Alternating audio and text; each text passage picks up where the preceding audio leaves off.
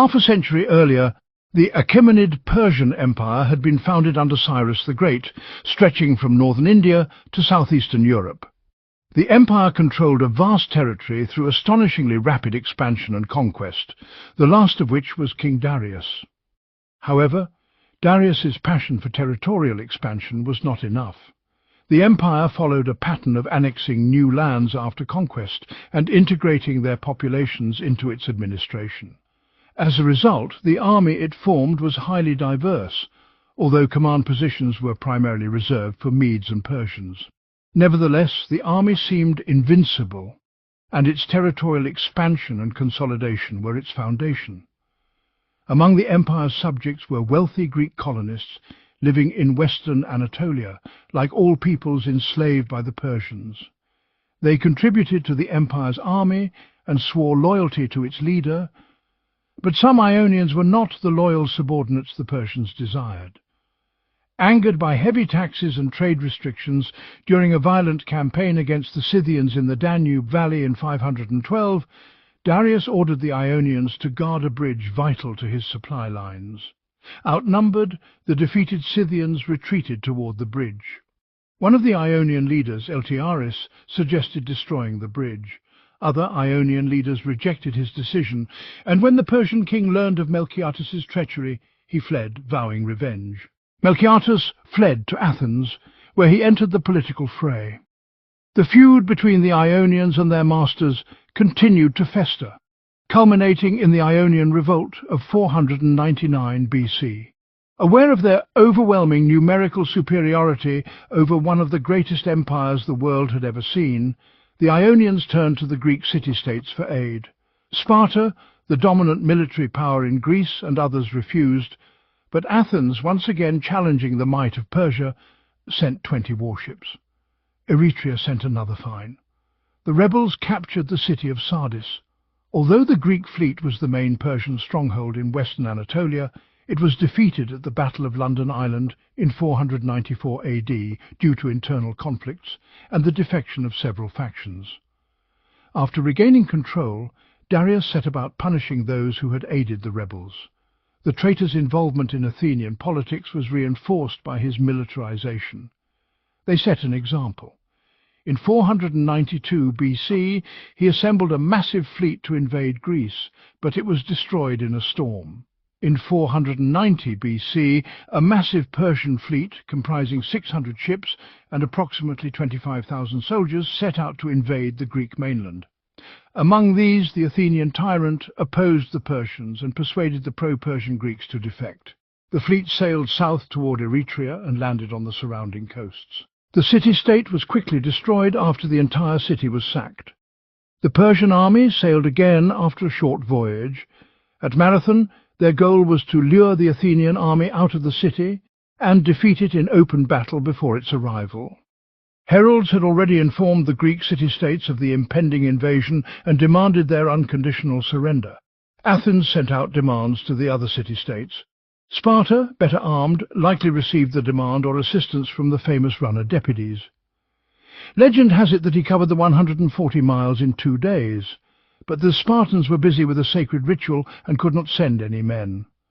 Moreover, there were numerous internal political conflicts among the Greek city-states, with pro-Persian factions in every city, so the small army setting out to confront the Persians could not expect much support. Only the small city of Plataea unexpectedly sent a contingent of no more than 1,000 soldiers to reinforce the Athenian army at the last minute.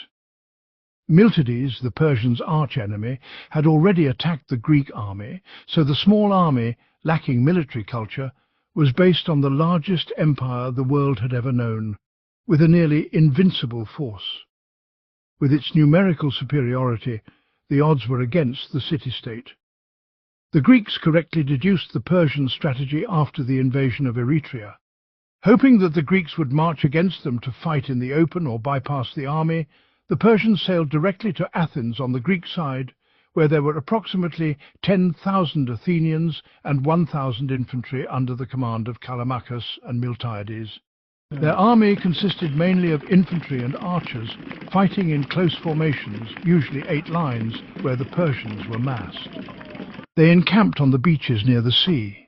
The Greek defector Hippias informed them that their position would be ideal for deploying cavalry, which was naturally superior to the Greek army encamped there. Scouts informed him of the advance of an Athenian army, and he wasted no time in deploying his army in battle formation. The Athenians were already approaching the Persian landing ground, and their army was deployed on the heights. The ground surrounding the beaches, facing east, prevented the Persians from advancing. The hoplites were deployed in a long line. Sources say it was about a mile long, with 8 men balanced on either side of the beach. Their centre was a thin line, extended or subordinate, despite being the best troops. Their centre was weak, and their flanks were strong. The Persians enjoyed an undoubted numerical superiority, and their army was far more diverse than the Athenians, with a mixture of infantry and cavalry. The javelins, archers and cavalry were distributed along the coast, equal in length to the Greeks. A stalemate prevailed for several days. Some sources say it lasted 8, with a gap of 2 miles between the two sides. The Greeks were unwilling to abandon their strategic positions, and the Persians did not want to risk a direct attack. During the stalemate, part of the Persian army marched towards Athens, leaving the Persians with approximately 15,000 troops. On the 9th day, a messenger arrived at the Greek camp with the news of the fall of Eretria, meaning that the Persians had freed a large force. The Athenian commanders were divided in their opinions. Some opposed battle, believing their numbers were too small to confront the enemy.